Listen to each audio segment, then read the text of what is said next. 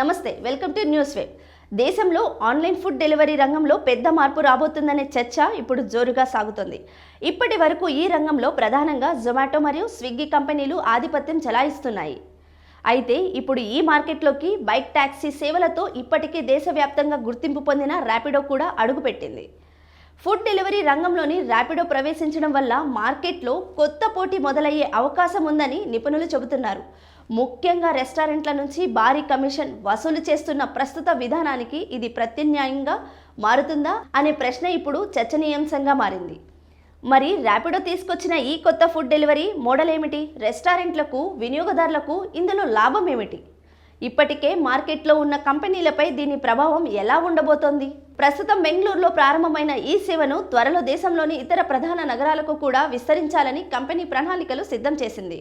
ఈ కొత్త విధానం వల్ల మార్కెట్లో పోటీ పెరగడంతో పాటు వినియోగదారులకు కూడా ప్రయోజనం కలిగే అవకాశం ఉందని విశ్లేషకులు చెబుతున్నారు.